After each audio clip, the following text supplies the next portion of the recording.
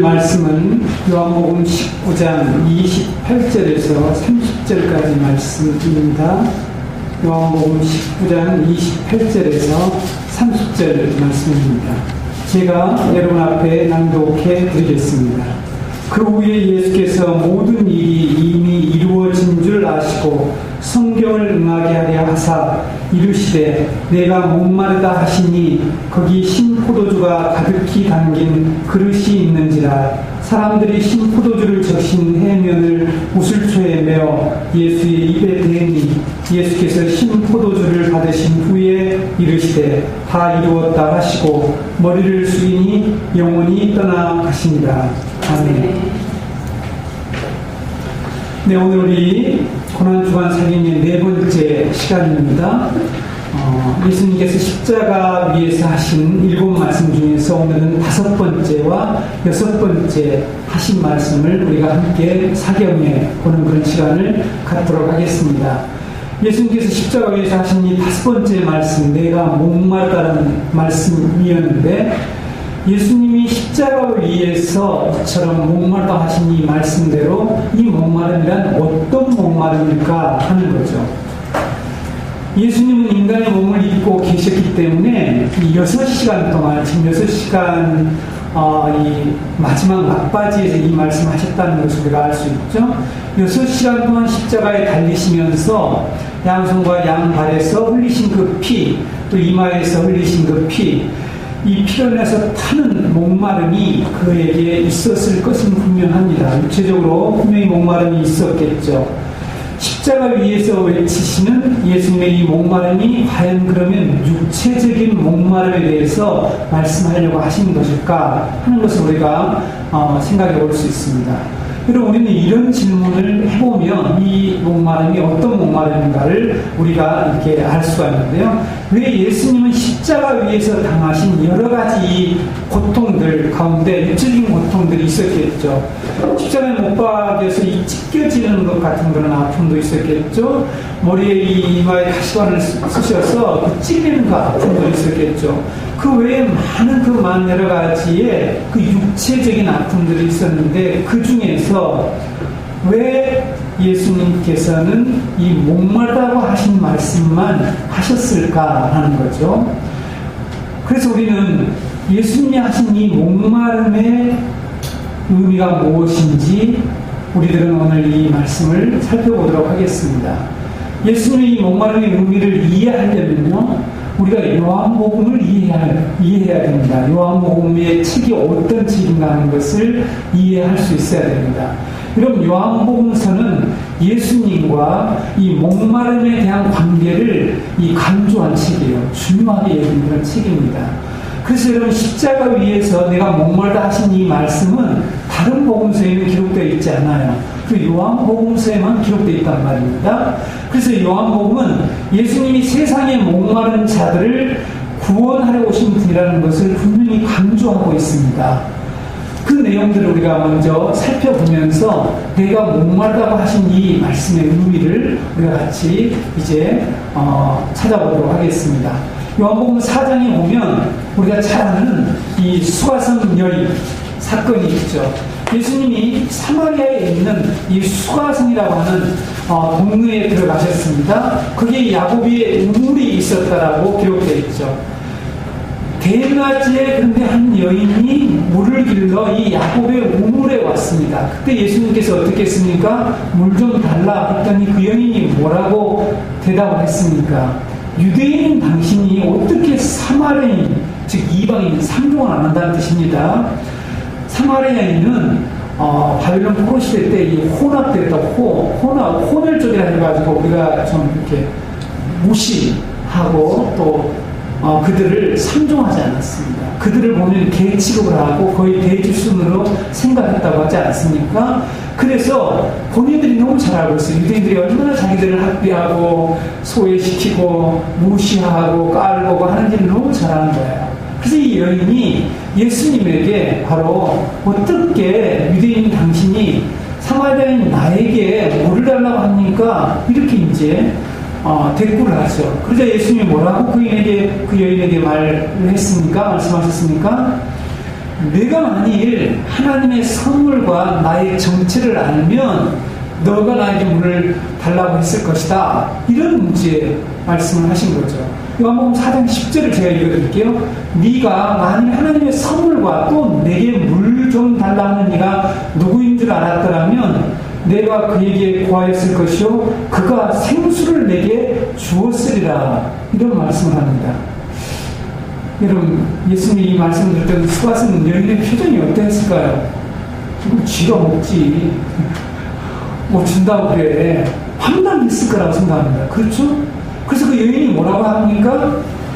그 여인이 어떤 말을 하는지 아세요? 그래서 대꾸를 해요. 어떤 대꾸를 하냐면, 아니, 물개를 그릇도 없고 우물도 깊은데 당신이 어떻게 생수를 나에 준다는 것입니까? 이렇게 대꾸를 또 그 다음에 받아친 거죠. 쉽게 말하면 예수님 말씀에. 그때 예수님이 그 여인에게 하신 이 말씀, 요한복음 4장 13절로 해서 14절 말씀을 보게 되면 예수님이 그때 이 말씀을 하시죠. 이 물을 마시는 자마다 다시 목마르려니와 이 물은 야곱의 우물에서 떠서 먹는 물을 얘기하겠죠. 내가 주는 물을 마시는 자는 영원히 목마르지 아니하리니 내가 주는 물은 그 속에서 영생하도록 솟아나는 샘물이 되리라 하는 이런 말씀을 그 여인에게 하시게 되죠. 여러분, 이 사건은 수가성 여인을 통해서 우리 인간들이 지금 어떤 상태에 있는지를 보여주고자 한 사건입니다. 우리 인간이 지금 어떤 상태에 있는지.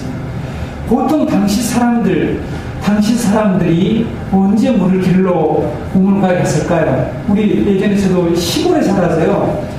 시골에 저는 이제 우리 메인 동네, 주 동네하고 좀 멀리 떨어져 살았습니다. 우리 집만 좀 별도로 있었어요. 제가 시청 관사에서 살았기 때문에. 근데 그 동네 가운데 가면 우물이 있습니다. 지금도 아마 지금은 쓰지 않지만 그 우물에 언제 사람들이 물을 길러 주러 나오죠? 아침과 저녁 때 주러 나옵니다. 근데 이 여인이 지금 한낮 정오 제6시, 유대인의 시간으로 제6시 한낮 정오에 물을 길러왔다는 것은 그녀에게 물이 없다는 증거를 말하는 것은 분명해요. 그렇죠? 물이 없어. 그리고 지금 목이 마르다는, 육신의 목이 마르다는 것을 의미합니다. 그러나 이 여인에게 또 다른 목마름이 있었다는 것을 우리는 나중에 확인해 볼 수가 있어요. 그녀의 남편에 대한 문제에서 알 수가 있어요. 그녀의 남편이 몇 번째라고요? 6번째. 6번째 지금 남편하고 살고 있는 거죠. 이유는 모르겠어요. 주님은 그걸 알고 계셨어요. 그래서 예수님은 그녀에게 또 다른 목마름이 있다는 것을 아셨죠.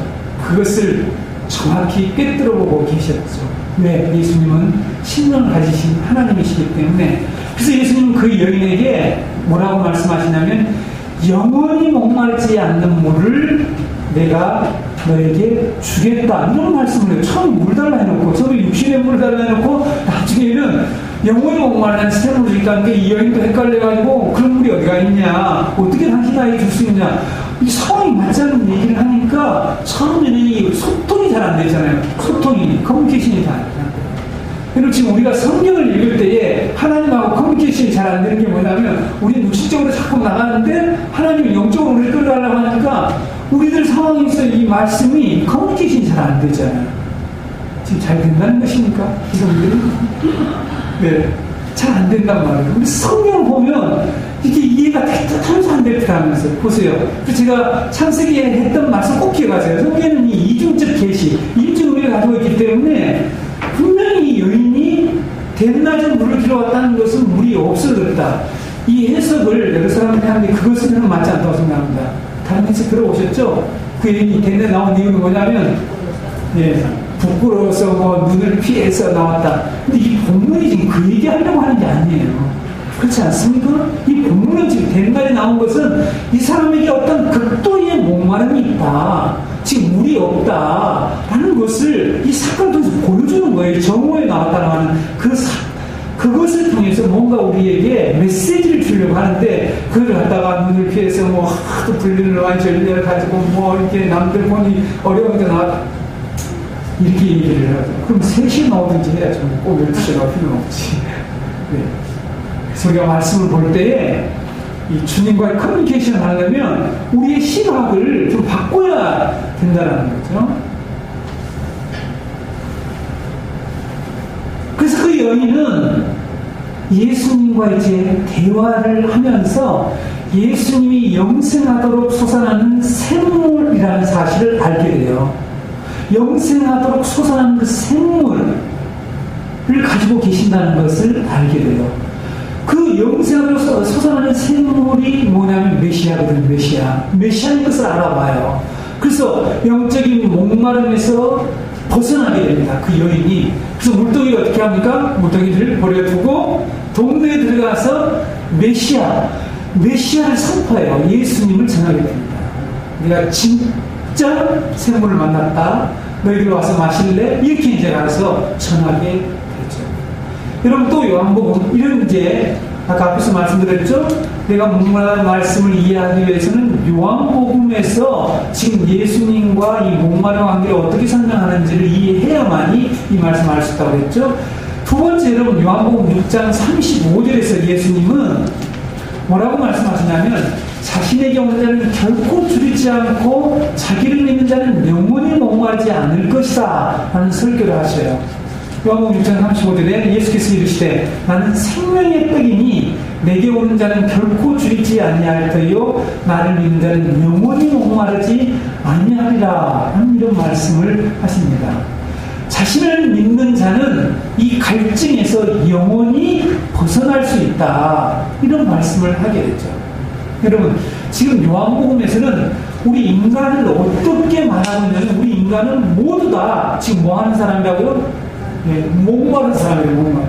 이 갈증을 견디지 못하는 이 목마른 상태에 있다라고 지금 말씀하시고 예수님이 우리에게 영원히 목마르는 샘으로 우리를 초대하는 그런 주님으로 계속해서 그리고 있지 않습니까? 그 주님이 십자가에서 내가 목마르다 했으니까 이게 뭔가 안 맞잖아요. 이 밸런스가 안 맞아요. 그렇게 얘기를 해놓고 가서 나는 목마르다 이렇게 얘기를 한단 말이에요. 이게 무슨 말인지를 우리가 이해를 해야 된다는 거죠. 이렇게 여러분 요한복음서는 예수님과 목마름에 대한 관계를 지금 계속해서 강조해 가고 있었다는 사실을 우리가 요한복음서에서 이해해야겠죠. 여러분 이스라엘 백성들은 유대 월력으로 7월달 이게 티슈이월이라고 하는데요. 나중에 유대 월력을 좀 제가 소개해 드릴게요. 태양력으로는 10월달입니다. 이 유대력으로 7월 15일날 지키는 절기가 뭔지 아세요? 초막절, 장막절입니다. 장막절, 초막절을 지킵니다. 그들은 이 장막절이 되면 7월 15일이요. 우리 지금 절기는 10월이라고 했습니다. 태양력으로는 이때 종려나무 가지를 꺾고 또 아름다운 실과의 나무 가지 또 무성한 가지나무 신의 버들 이런 것들을 꺾어다가 뭘 짓습니까? 초막을 지어요. 초막을. 그래서 그 초막에서 일주일 동안 거주를 하면서 사는 이 초막 체험을 해요. 초막 체험. 왜 그럴까요? 애국 땅에서 나와서 그들이 광야에서 이런 장막 생활했던 것을 기념하고 기억하는 그런 절기였습니다. 다 같이 한번 성경을 찾아서 우리 같이 한번 읽어볼게요. 왜냐하면 이 말씀이 어떻게 목마르다 하는가고 해석이 되는지 보여드릴게요. 레위기 23장 33절에서 43절 다 찾으시고 같이 우리 저하고 한번 교독해 보실까요? 레위기 23장 33절에서 43절입니다.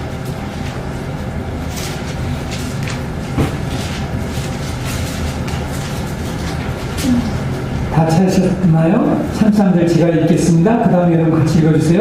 여호와께서 모세에게 말씀하여 이르시되 이스라엘 자손에게 말하리라 둘째가 나를 저희를 학생하는 여호와를 여호와에게 동안 지킬 것이다. 첫날에는 성회로 모일지니 너희는 아무 노동도 하지 말지며 이래 동안에 너희는 여호와께 화제를 드릴 것이요 여덟 번째 날에도 너희는 성회로 모여서 여호와께 화제를 드리니 그는 거룩하리라. 너희는 어떤 노동도 하지 말지니라. 이것들은 여호와의 절기라. 너희는 공포하여 성회를 열고 여호와께 화제를 드릴지니 번제와 소제와 희생 제물과 전제를 각각 그날에 드릴지니 우리는 여호와의 안식일 외에 너희의 헌물 외에 너희의 모든 성원제물 외에 또 너희의 모든 자원제물 외에 너희가 여호와께 드리는 것이니라. 너희가 토지 소산 거두기를 마치거든 일곱째 달 15날부터 이래 동안 여호와의 절기를 지키되 첫날에도 안식하고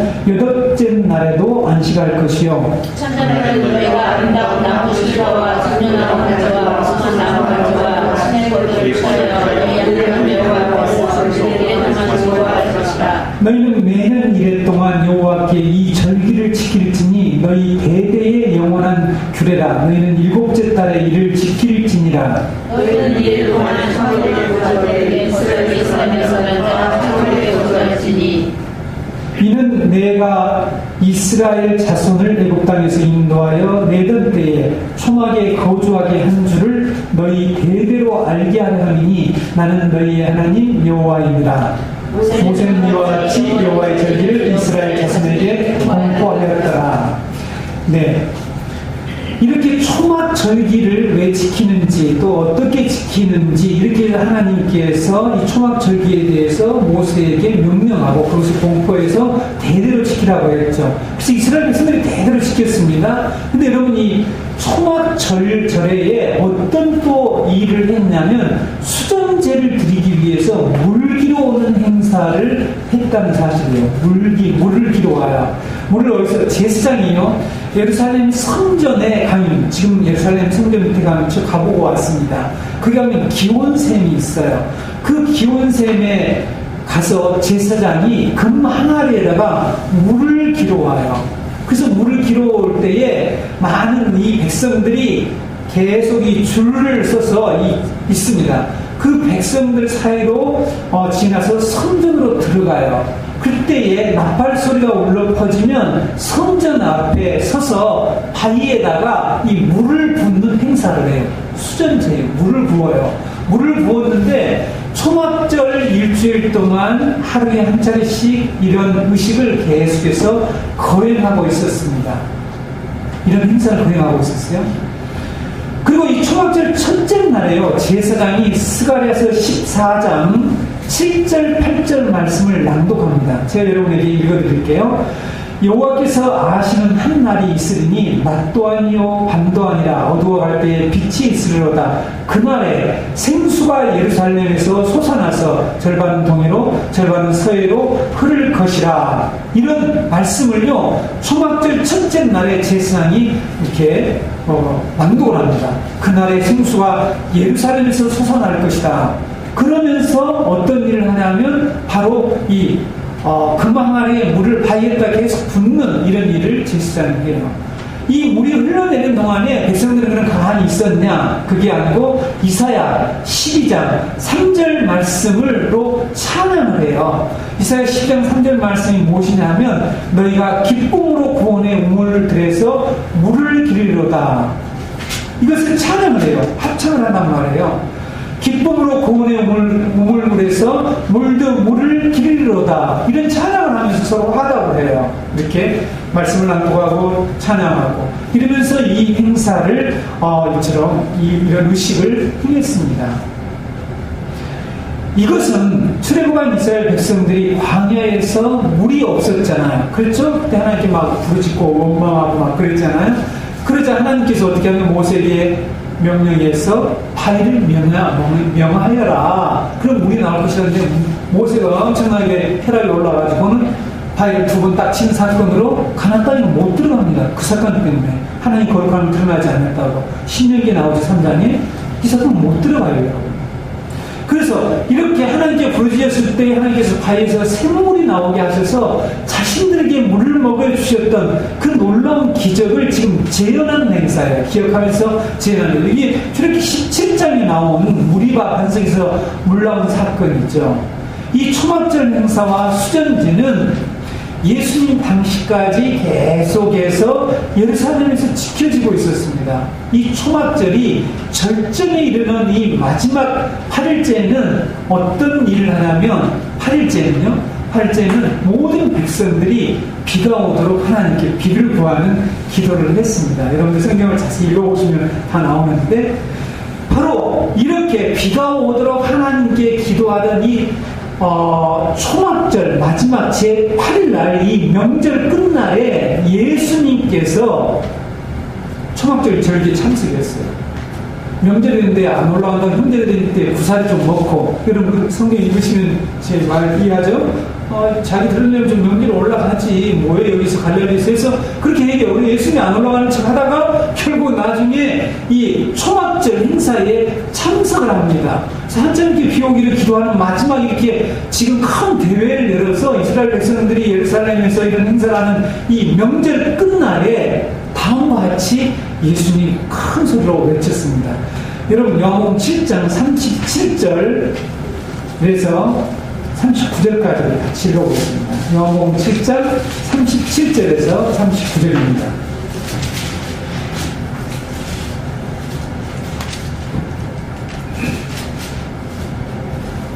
우리 다 같이 한 목소리로 37절에서 39절 읽겠습니다. 시작. 명절 끝날 곧 큰 날에 예수께서 서서 외쳐 이르시되 누구든지 목마르거든 내게로 와서 마시라. 나를 믿는 자는 성경의 이름과 같이 그 배에서 생수의 강이 흘러나오리라 하시니 이는 그를 믿는 자들이 받을 성령을 가리켜 말씀하신 것이라. 예수께서 아직 영광을 받지 않으셨으므로 성령이 아직 그들에게 계시지 아니하시더라. 지금 이들이 일주일 동안 스가랴에서 말씀, 아까 앞에서 말씀드렸죠. 스가랴에서의 이 말씀을 낭독하고 14장의 말씀을 그날의 생수가 예루살렘에서 솟아나리라 이런 말씀을 그들이 찬송하고 이제 마지막 날이 되었는데 예수님이 그 모인 사람들 앞에 가서 큰 소리로 이처럼 외쳤죠. 누구든지 목마르든 내게로 와서 마시라. 이랬을 때 사람들이 예수님을 쳐다봤을 거예요. 쳐다보면서 어떤 표정을 지었을까 생각해보세요. 지금 뭔 소리 하는 거야? 예수만 하고 예수님을 쳐다볼게요. 예수님께서 지금 이렇게 이 초막절 마지막 날에 장차 예루살렘에서 생수의 물이 흘러나온다라고 하는 그 예언을 그들은 하는데 그 의미를 모르는 거예요. 그것이 누구를 가리킨지를 전혀 깨닫지 못한 그들을 향하여서 바로 내가 우물이야. 내가 영원히 마르지 않는 이 예루살렘에서 솟아나겠다고 하는 그 우물이야 라는 것을, 그리고 진정한 초막절의 의미, 진정한 이 수전제의 의미, 이것을 지금 그들에게 깨닫게 해주시는 말씀이셨습니다. 그들이 그 말씀을 잘 깨닫지 못했어요. 그래서 그것 때문에요. 여러분 그 뒤에 방금 40일 이하를 읽어보면요, 그리스도냐, 그 선인자야, 그리스도냐면 아니야, 어떻게 갈릴리에서 난 사람이 가능해, 막 이러면서 자기들끼리 예수님의 정체를 가지고 이 논쟁하는 사건이 나와요. 예수님이 분명히 이처럼 성경의 이름과 같이 그 배에서 생수의 강이 흘러나온다고 그랬지, 목마른 자는 나에게로 와라. 이 말은 내가 바로 우물이다. 생수의 강이 우물이야. 바로 구약에서 얘기하는 그 우물이야. 이렇게 얘기했는데 믿어주는 사람들이 많지 않았습니다.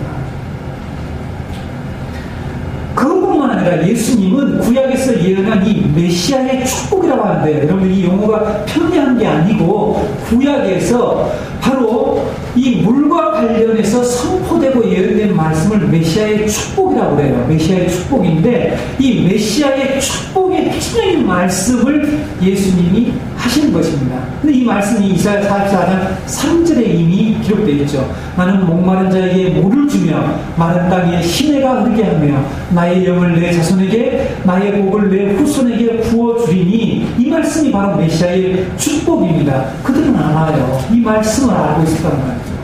그런데 문제는 뭐냐면 바로 이 예수님이 지금 나사렛에서 이 출생한 탄생한 이 예수님이, 나사렛에서 살았던 예수님이 바로 이 생명의 생수의 우물이라고 하는 사실을 깨닫지 못했다는 사실입니다. 이렇게 자신이 메시아이심을 증거하고 광야에서 물이 흘러나와 자기 백성들의 목마름을 해결해 줄 것이라고 예언했고, 또 그들이 지금 수전제, 아까 바위에다 물 붓는 행사 기억하시죠? 지금 합니다, 여러분. 그걸 하고 있어요. 이스라엘 백성은 그 행사를 그대로 하고 있다니까요. 그런데 바로 그 광야에서 물을 내었던 그 반석이 바로 자신이라고 하는 사실을 예수님이 그들에게 지금 깨우치는 거예요. 근데 그들은 그 행사를 하면서 깨닫지 못하는 거예요.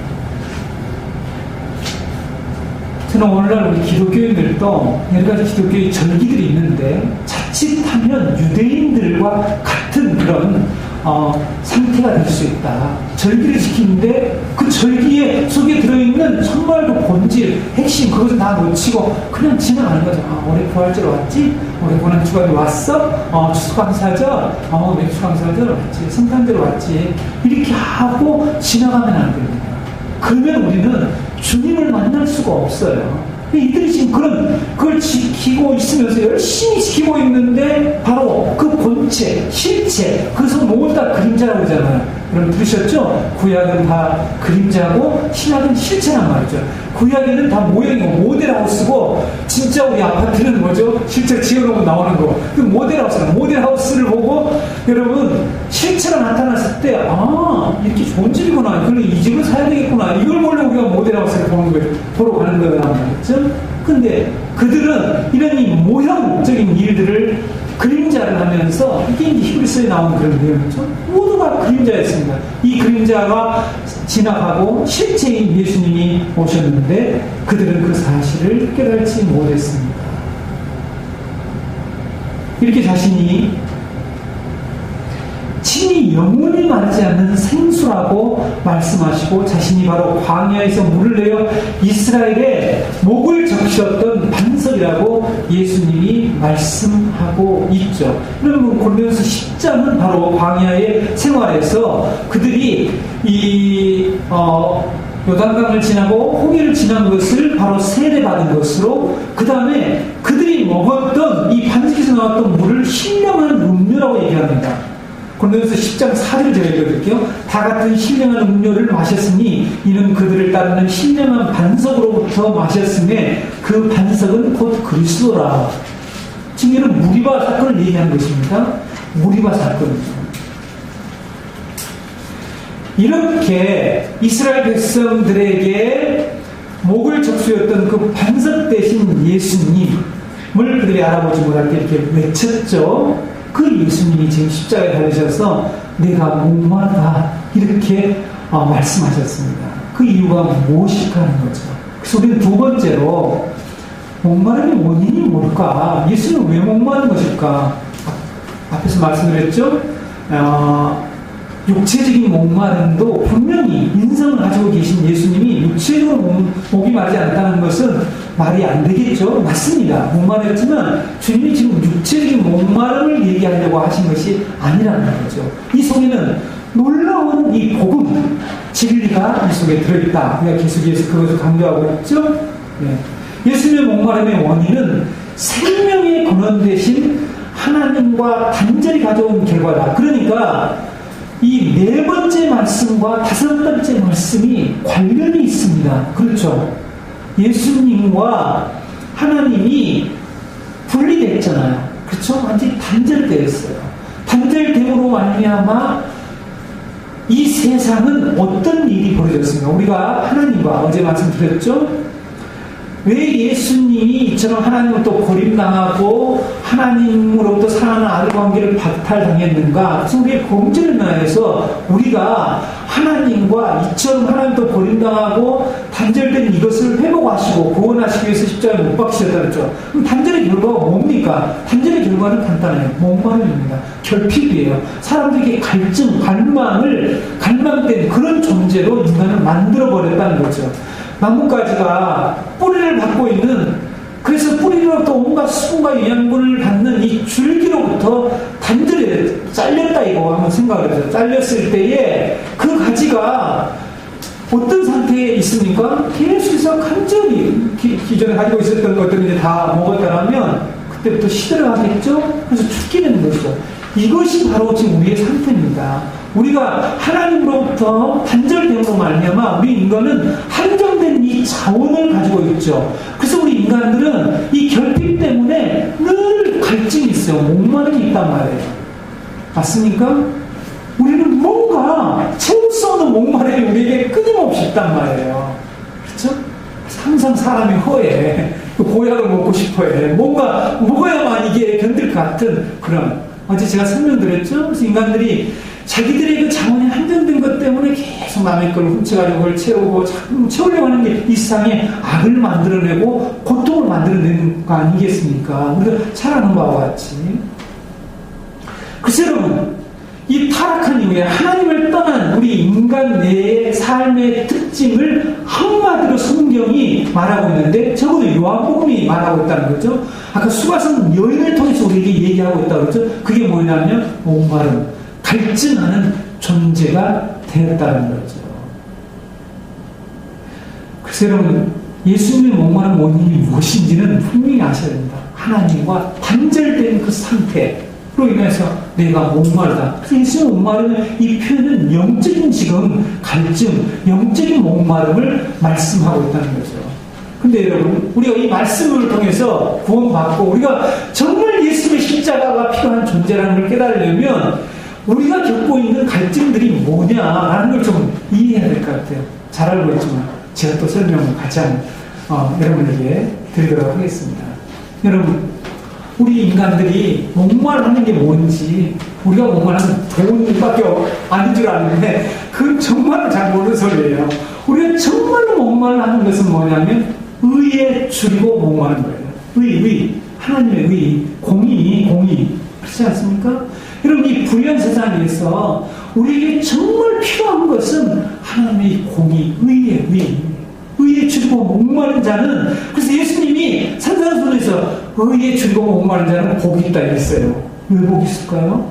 그 사람들은 주님을 찾기 때문에, 그 사람들은 천국을 사모하기 때문에 의에 줄이고 목마른 자는 복이 있다. 이렇게 여러분들 산상수훈에서 말씀하고 있습니다. 그래서 그런 자에게 주님은 어떻게 말씀하세요? 채워주실 것이다. 배부를 것이다. 이렇게 말씀하고 있어요. 십자가를 통해서 주님은 채워주시겠다고 말씀하고 있는 거죠.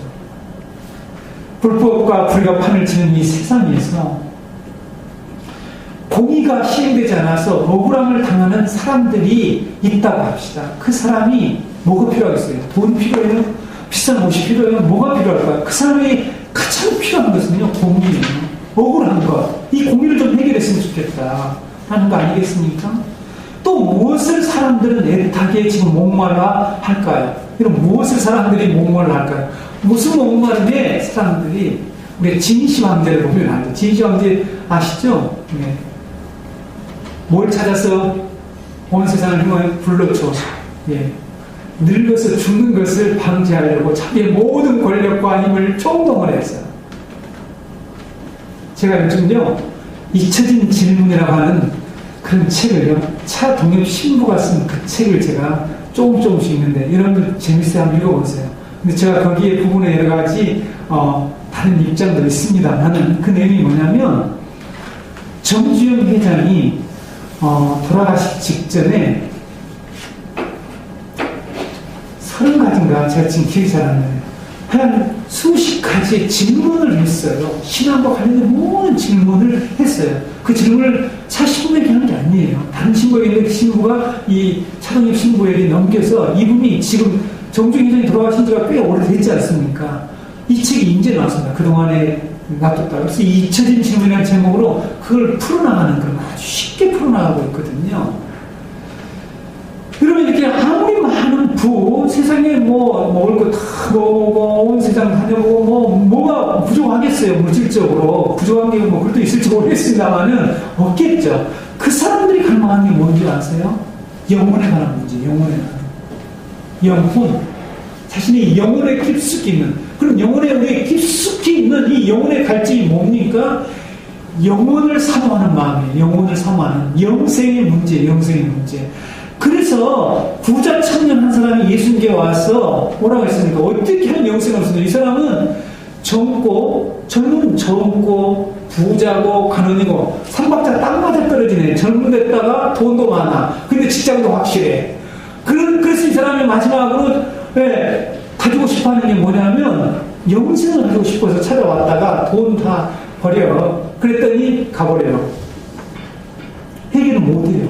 그 자신 안에 있는 이 영원한 갈증, 이 사람에게 하나님과 분리되어서 가질 수밖에 없는 이 영혼에 관한 영혼 문제죠. 영혼에 관한 이 문제를 해결하지 못하고 가져요. 돈 때문에 해결하지 못하고 가는 걸 볼 수가 있습니다.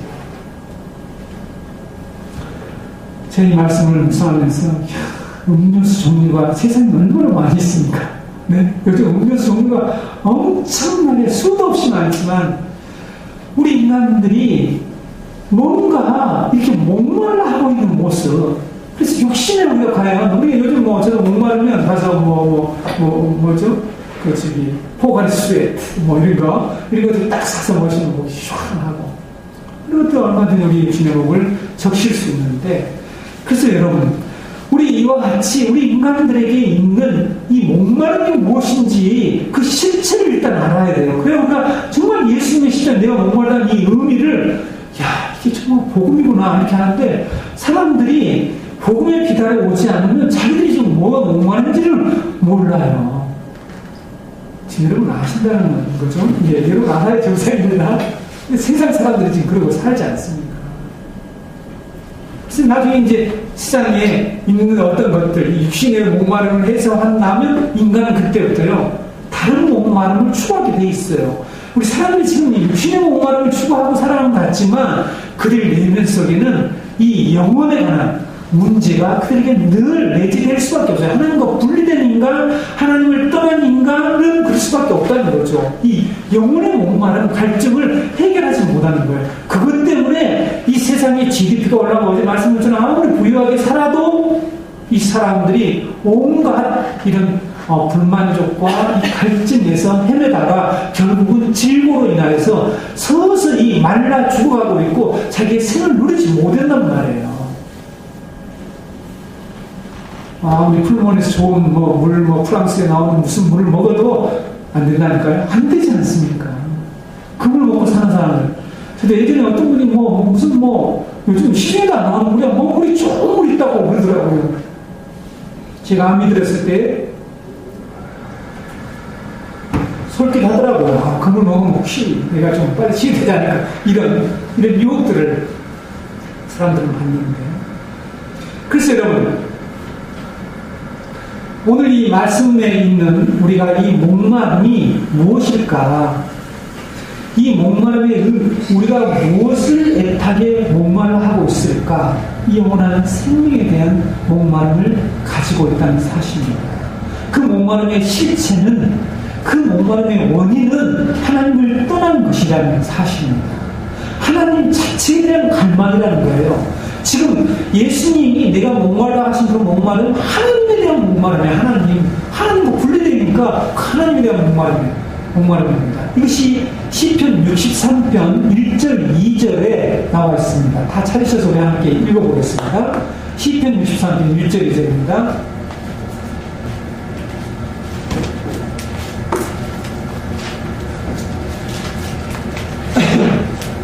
시편 63편 1절 2절 제가 여러분께 낭독해 드릴게요. 하나님이여 주는 나의 하나님이시라. 내가 간절히 주를 찾되 물이 없어 마르고 공필한 땅에서 내 영혼이 주를 갈망하며 내 육체가 주를 앙모하나이다. 내가 주의 권능과 영광을 보리하여 이와 같이 성소에서 주를 바라보았나이다. 주님을 찾는 거죠. 주님을, 하나님을 찾는 여호와 하나님 주님을 간절히 찾습니다. 예수님이 십자가에서 외치신 이 목마름, 우리 죄로 인하여서 하나님과 단절을 겪어야 하셨던 그 주님이 하나님 아버지에 대한 이 목마름을 지금 내가 목마르다라고 이렇게 말씀하셨다는 것입니다. 그러나 이런 사실을 깨닫지 못한 십자가 밑에 사람들은 신 포도주를 예수님께 주었어요. 이렇게 사람들이 예수님께 신 포도주를 마시게 할 것이라는 걸 구약 말씀을 성취하고 있죠. 시편 69편 21절에 저희가 쓸개를 나의 식물로 주며 갈할 때에 초로 마시었사오니 이렇게 말씀하고 있습니다. 우리는 우리는 예수님의 이 십자가를 볼 때마다 우리의 목마름의 원인이 무엇인지를 우리가 이처럼 깨달아야 돼요. 우리가 목마름을 해결할 수 있는 길이 무엇인지를 십자가를 볼 때마다, 이 말씀, 내가 목마르다고 하시는 이 5번째 말씀을 들을 때마다 우리는 목마름의 원인이 무엇인지, 우리가 어떻게 이 갈증을 해결할 수 있는지를 우리가 분명히 확신해야 된다는 거죠. 오직 십자가다, 주님이시다라는 그런 믿음을 가져야 한다는 것입니다. 성도 여러분, 여러분이 시편을 자세히 읽어보셨습니까? 시편을 묵상을 하신 우리 집사님들 많이 계시는데, 시편 기자들이 이 하나님께 그렇게 갈망했던 내용들이 무엇인지 아세요? 시편 기자들이 하나님을 갈망해요. 사모해요. 갈망한다고 해요. 이게 무엇입니까? 첫 번째, 이제부터 제가 몇 가지 말씀 요약해 드릴게요. 첫 번째는 하나님을 갈망했습니다. 아까 우리가 시편 63편 1절 읽었듯이 내가 간절히 주를 찾는다 그랬죠. 내 영혼이 주를 갈망하며, 그렇죠? 주를 갈망해, 하나님을 갈망하는 거, 하나님을 그대로 갈망했습니다. 하나님 자체를 갈망했어요. 왜? 하나님과 떨어졌습니까?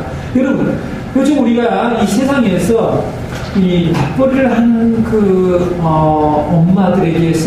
엄마들의 이 아이들에게서 나타나는 갈증이 뭐예요? 엄마 자체에 대한 갈증이잖아요. 그렇죠? 그들은 이게 정서적으로 엄마를 너무 갈증해요. 할머니하고 다 하고 있어도 엄마가 딱 집에 들어온 순간에 할머니는 내팽개치고 엄마가 가버려요. 할머니가 저런 배신 이렇게 하면서 너 오늘 종일 나하고 같이 살았는데 너 엄마한테 가버리고 우리가 이런 이제 우스갯소리를 하는데, 그 아이들이 누구를 갈망합니까? 엄마를 갈망해요. 엄마를 너무나 갈망하잖아요. 그래서 저는 꼭 어렸을 때에 정말 불가피한 경우가 있죠. 우리 교회 집사님 한 분도 그래서 마음이 아프고 늘 제가 안쓰러워하는데, 저는 그래서 늘 그렇지 않은 사람은 이 남편이 그런 것으로 정말 욕심 부리지 말고, 어렸을 때 적어도 정말 이 아동학자들이 얘기하는 그 기간만큼은 엄마가 좀 곁에서 그의 정서적인, 감성적인 이런 것들을 채워줘야 된다. 사랑을 채워줘야 된다. 그 사랑이 저수지가 말라버리기 때문에 나중에 그 사랑을 다른 데서 채우려고 하는, 이게 이제 상담학이나 이게 지금 요즘 가정사역에서 다 다루고 있는 문제인데, 제가 언급하지 않는 이런 잘 이해하고 있을 텐데, 엄마 자체를 갈망하는 거와 똑같다는 거예요. 왜? 엄마하고 너무 오랫동안 분리되어 있으니까.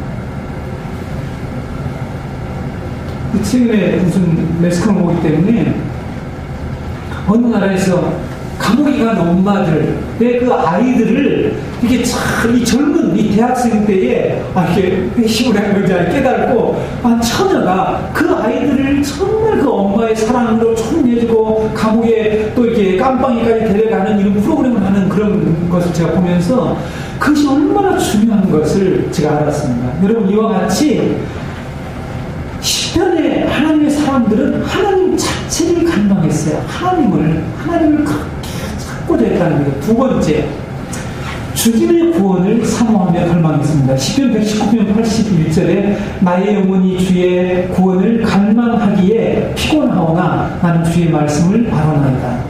나의 영혼이 주의 구원을 사모하고 갈망한다라고 해요. 주의 구원을. 내가 지금 구원받아야 할 존재를 안다는 거죠. 그 구원이 뭐냐라는 거예요. 그 구원이 해결돼야만이 지금 나의 이 갈망이, 나의 이 구원의 문제, 이것이 해결돼야만이 나는, 그래서 구원이 꼴 갈망을 해결하는 거예요. 이 갈증을 해결한다고 시편에서 그렇게 말씀하셨죠. 세 번째, 주의 말씀, 주의 의로운 말씀을 갈망했습니다. 시편 119편 123절에 내 눈이 주의 구원과 주의 의로운 말씀을 갈망하기에 사모하기에 피곤하니이다. 이렇게 말씀하고 있죠. 하나님, 주님의 구원, 주의 의로운 말씀을 갈망했답니다.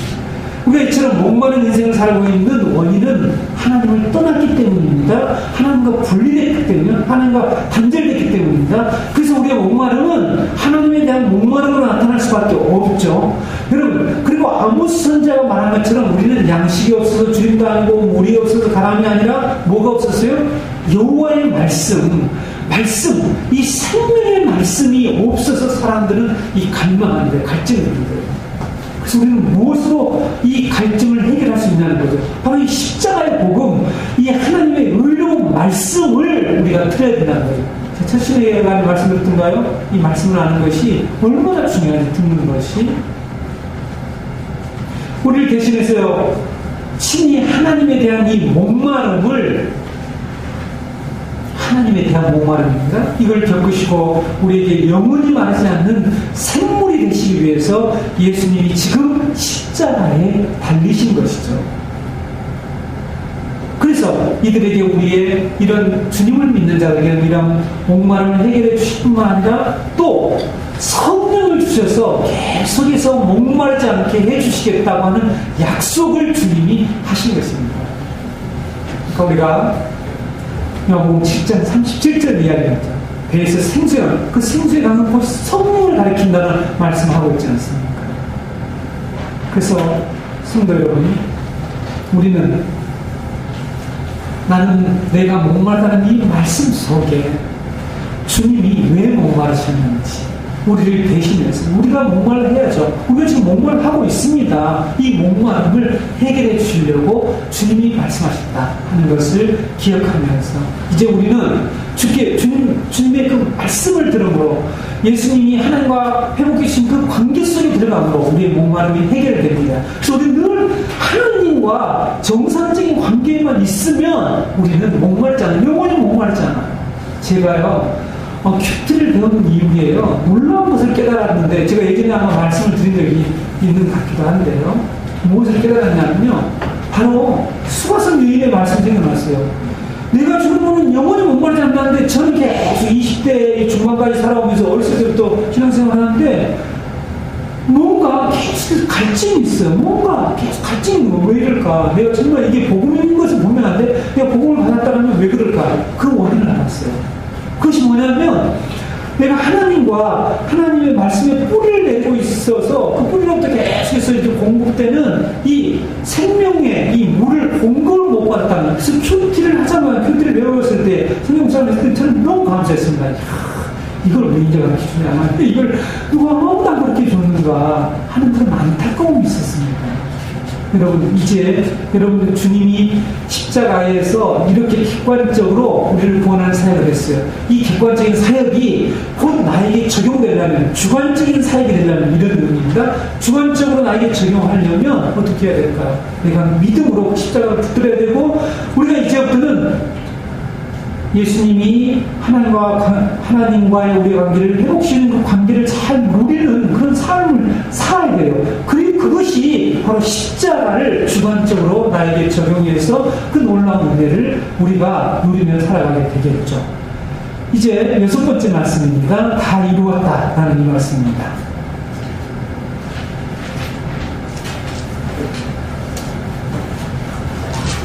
예수님이 목마르다고 하시는 의미를 알지 못한 십자가 밑에 군병들이 어떻게 했다고요? 스펀지에다가 흰 포도주를 묻혀서 옷을 해면이라고 하죠. 이 해면에다가 흰 포도주를 묻혀서 옷을 죄에 이렇게 메워서 예수님이 베어 주었죠. 그때 예수님은 6번째 말씀, 다 이루었다라는 말씀을 하셨다라고 오늘 우리가 읽은 이 요한복음 19장 30절 말씀에 기록되어 있습니다. 여러분, 이 세상이 창조된 이후에 모든 인간들, 모든 사람들이 죽음을 앞두고 다 이루었다라고 말하며 죽는 사람이 있을까 하는 것을 우리가 한번 질문해 봅시다. 있을까? 난 다 이루었다. 이런 사람이 있을까? 대부분의 사람들은 어떤 생각을 할까요? 자기가 해야 할 일이 아직 남았다고 생각을 하잖아. 내가 좀 더 써야 되는데 아쉬워한다. 자기가 하지 못한 일이나 자기가 자기 대신 해야 할 일을 또 부탁하는 것이 보통 사람들의 죽음을 앞둔 그런 상황에서 그 모습이라고 볼 수가 있죠. 그런데 예수님은 죽음 앞에서 다 이루었다라고 하는 이런 말씀을 하셨다는 사실입니다. 이것은 다른 모든 사람들의 죽음과 다른 모든 사람들, 난 위대하고 아무리 위대한 사람도 아마 난 다 이뤘다, 할 일 다 했다, 이렇게 표현을 그렇게 했을지 모르겠지만 진짜 그 사람이 자기가 모든 일을 다 이루었다, 다 했다라고 말할 사람이 있겠냐는. 그래서 여러분, 예수님의 죽음과 이런 인간의 죽음, 다른 모든 사람들이 어제 제가 말씀드렸죠. 많은 수많은 사람들이 BC 4세기에 수많은 사람들이 20만 수많은 사람들이 십자가 체험을 당한 그 다른 십자가와 예수님의 십자가, 다른 사람들의 죽음과 예수님의 죽음은 엄청난 차이가 있어요. 분명히 다르다는 것을 우리는 여기에서 이 말씀 자체만 가지고, 다 이뤘다는 말씀 가지고 우리는 분명히 구별할 수가 있습니다. 그러니까 그 누구도 예수님의 그 자리, 구원자의 자리에 올라갈 수가 없게 되겠죠. 십자가에서 하신 6번째 말씀은 승리의 말씀이라고 제가 여러분의 도표에 기록해 드렸을 텐데, 이 말씀은 예수님의 승리의 함성입니다. 이제 이 승리의 함성, 다 이루었다라고 하는 이 말이 어떤 의미가 있는지 이 단어의 의미부터 한번 여러분들하고 살펴볼 테니까요. 성경에 적어주시는지 잘 적어주세요. 이 다 이루었다, 테텔레스타이라고 하는, 테텔레스타이, 헬라어로 이런 이 말이 가지고 있는 의미는 뭐냐면, 빛이 빛, 사람들이 빚을 지잖아요. 빚이 청산됐을 때에 부채 증서에다 가로질러 쓰는 그런 말이었습니다.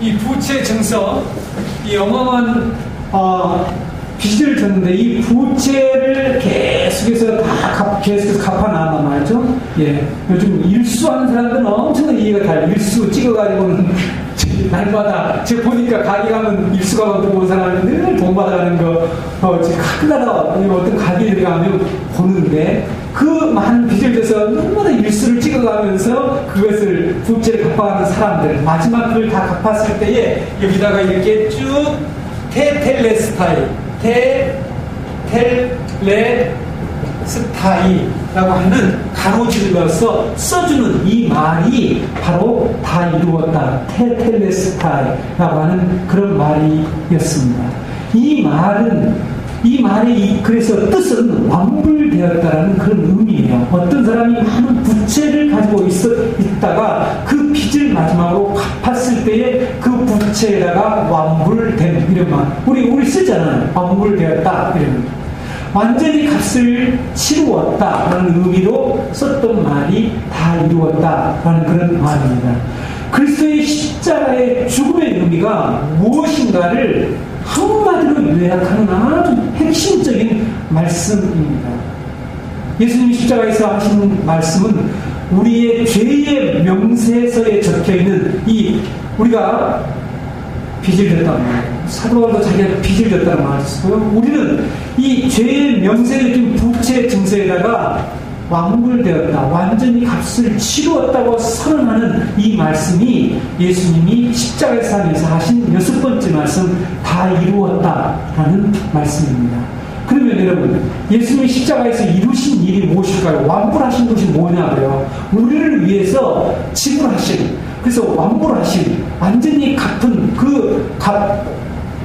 그것이 무엇인가 하는 것은, 첫 번째, 예수님께서 십자가에서 다 이루신 이 일을, 첫 번째는 하나님이 하라고 주신 일을 다 이루셨다는 뜻이 있습니다.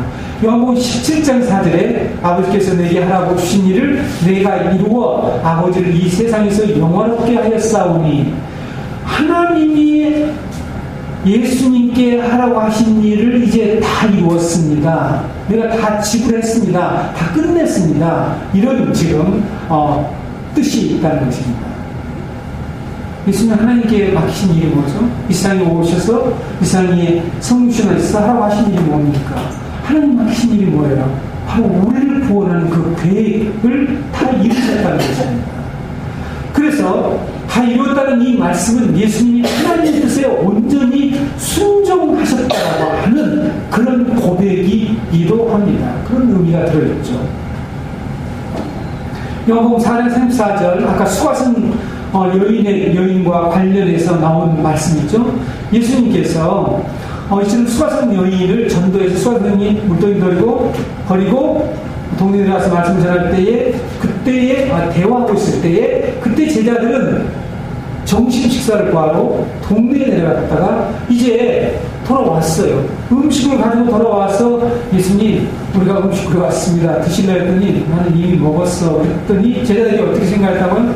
누가 음식을 갖다 주는 모양이네. 이랬더니 그들이 또 유신적으로 접근하니까 예수님은 그 다음에 요한복음 4장 30절에 예수께서 제자들에게 이르시되 나의 양식은 나를 보내신 이의 뜻을 행하며 그의 일을 온전히 이루는 이것입니다. 이런 말씀을 하셔서 자신의 양식, 그러니까 여러분 예수님의 배고픔, 아까 예수님의 목마름, 이것이 영적인 일이라는 거, 이것을 다시 영적으로 와서 예수님이 배부름, 이것은 뭐냐면 하나님의 뜻을 다 행한 것, 온전히 이룬 것, 이것을 예수님, 그래서 여러분 예수님이 다 이루었다고 할 때는 배가 고팠나요? 배가 부르셨나요? 네? 네. 배가 부르셨다는 거죠. 그러니까 우리가 예수님을 육신적, 예수님의 십자가를 육신적 관점으로 보면 처참해 보이고, 얼마나 아프셨을까, 막 이러면서 그런 식으로 접근해가는 우리 그리스도인들이 얼마나 복음에서, 이 십자가 복음에서 멀리 있냐는 거예요. 예수님 지금 배부르시다는데, 네? 예수님 지금 뜻을 다 이루셨고, 내가 배부르다 바꾸면 여러분, 바꾸면 그런 의미지 않습니까? 하나님 뜻을 다 이루었으니까. 예수님 지금 아주 여기 양식을 먹고 너무 배불러 하셨는 거예요. 육체는 다 지키고 살아가는데. 사실 우리도 이런 거 있습니다. 우리 육체는 너무 괴로운데 영혼은 너무 배부른 경우가 있잖아요. 지금 먹을 것도 없는데 대지 뚫어 맞았는데 사과월도 영혼은 배가 부른 거예요. 그런 일 있지 않습니까?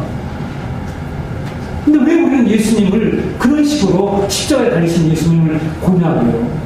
이건 그냥 무엇이 발상의 전환이 아니라 성경이 그렇게 얘기한단 말이에요. 우리는 예수님을, 십자가에 달리신 예수님을 다시 본단 말이에요. 다시 보아야 된다는 거죠. 너무나 많은 사람들이 짠한 마음으로 예수님을 쳐다보려고 하고 있다는 것이 너무 말씀을 모르는 그런 모습이라는 것을 생각할 때에 우리가 다시 이 십자가 복음을 열심히 좀 배웠으면 하는 그런 안타까움이 저는 목회하고 늘 있습니다. 아담과 우리의 불순종으로 인해서 세상에 죄가 들어왔죠. 그 죄악의 부치를 갖기 위해서 누군가가 바로 이 부채의 값을 치르는 이 일을 해야 되죠. 그것이 어떻게 하는 줄 아세요? 여러분, 누군가가 순종을 해야 돼요. 그것을 치르기 위해서.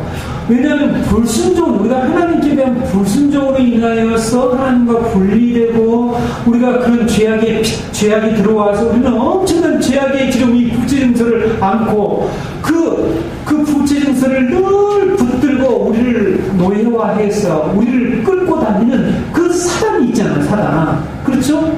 그래서 이 사람부터 우리를 빼어오려면 여러분 신학적인 논쟁이 많습니다. 예수님이 이 죄값을 치러서 누구에게 준 거냐? 하나님께 줬냐? 사단에게 줬냐? 이렇게 질문하면 여러분들 엄청 헷갈려요. 그 값을 누구에게 줬다는 겁니까?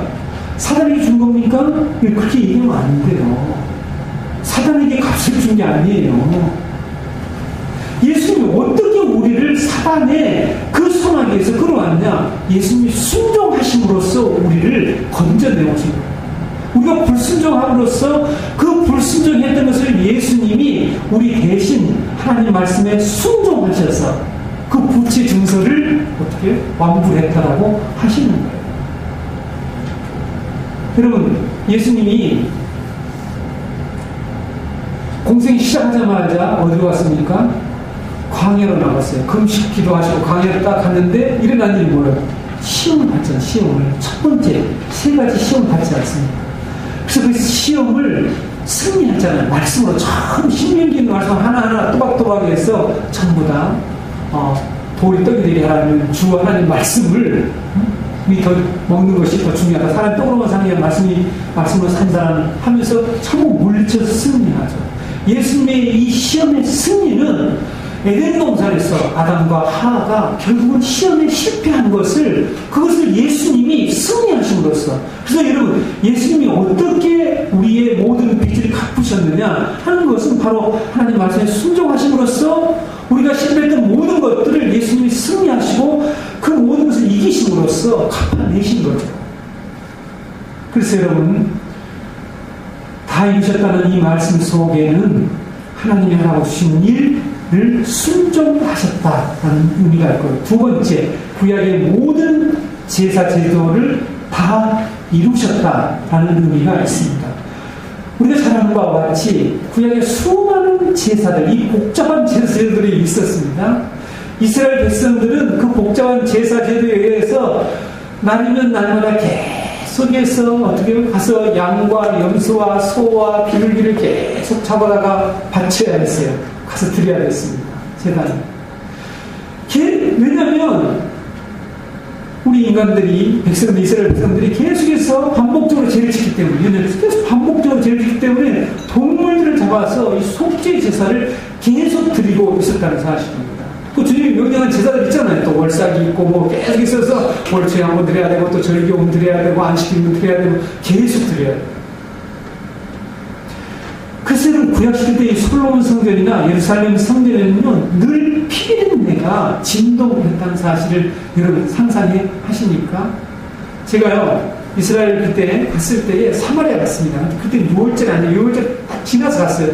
보고 싶었는데 6월절. 지금요 예루살렘에는 성전을 잃어버리고 성전이 무너지고 해서 회당 제도로 이제 예루살렘 무너진 뒤로 유대인들은 이 회당 제도를 통해서 자신들의 신앙을 지켜나가요. 근데 딱 한 군데만 구약 성경대로 실천하는 동네가 있어요. 그게 바로 사마리아라는 동네입니다. 사마리아의 사람들은 가서 옷이 희한해요. 유대인들하고 달라요. 나중에 사진 보여드릴게요. 사진 찍어왔으니까. 파자마 같은 하얀 옷을 이렇게 쫙 입고 다 실제로 그렇게 살아요. 모자 쓰고 이렇게 파자마 이렇게 딱 통옷을 입고 있어요. 그런 옷을 입고 지났는데 그들이 6월절이면 거기에서 양을 실제로 잡는 그곳은 보고 왔습니다. 이번에 제가 목회가 신학에 보니까 제가 잘 이렇게 좋아하는 그 목사님, 이훈식 목사님이 그 아마 안식년을 맞아서 다녀오신 것 같아요. 한 3개월 동안 있으면서 전부 다 보고 온 것을, 기고한 것을 보니까 싫어하는데 그렇게 피비린내가 진동한대요. 여러분 이렇게 날마다 피비린내가 나는 그런 진동하는 그런 그 성전의 모습을 우리들이 막 화려하고 좋고 이렇게 생각하는 것보다도요, 이런 피비린내는 생각 한번 해보세요. 도살장, 거기가. 도살장, 그것이 성전이라는 사실이에요. 그런데 이런 이 수많은 제사를 예수님이 십자가에서 이제 죽으심으로 단번에 그 모든 복잡한 제사 제도를 종결했다 라는 뜻이 바로 다 이루었다는 의미 속에 들어있습니다. 히브리서 7장 27절에 그는 저 대제사장들이 먼저 자기 죄를 위하여 다음에 백성의 죄를 위하여 날마다 제사 드리는 것과 같이 할 필요가 없으니 이는 그가 단번에 자기를 드려 이루셨습니다. 그게 이루셨다라는 거예요. 이게 테텔레스타에 다 이루셨다는 것입니다. 히브리서 10장 10절에서 14절 같이 보실까요? 한번 히브리서 10장 10절에서 14절 같이 읽어보겠습니다.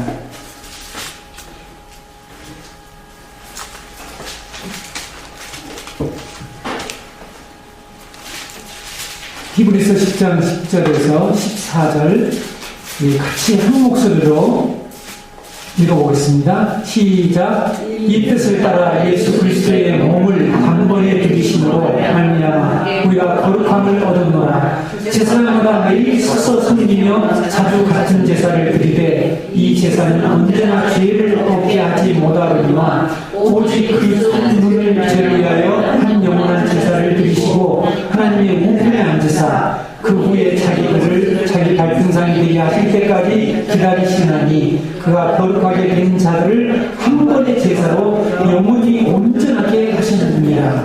네. 그럼 이 다 이루었다는 이 말씀 속에는 구약의 그 속죄 제사, 수많은 제사들을 이제 끝냈다. 그러면 예수님이 한 번의 제사로 우리는 별 감동이 별로 오지 않을 수 있어요. 그러나 이런 유대인들 중에 예수님을 믿는 사람들을 영어로 메시아닉 주라고 합니다. 주가 유대인한테인데 제가 그 메시아닉 주들이 세우는 교회 가서 예배를 드려봤어요. 거기서 저도 한 달 이상 있었으니까 그 예배를 드렸습니다. 그들 말씀을 선포하고 그들은 유대인님의 먹이면서 기독교인이에요. 그래서 핍박도 엄청나게 받아요. 얼마나 핍박을 많이 받는지 모릅니다. 아니, 그 영화 한번 제가 보여드릴게요. 우리 한국 사람이 만든 영화인데요. 제가 그거 지난번에는 성도님들이랑 같이 본 적이 있는데, 그 보게 되면요, 돌 던지고요. 그래서 그 집 속에 완전히 같이 가져 나오는 것보다 얼마나 핍박을 받고 사는지 몰라요. 그런데 여러분, 유대인들의 입장에서 예수님의 이 십자가에 다 이뤘다는 말씀을 깨달았을 때요, 얼마나 감사했겠어요.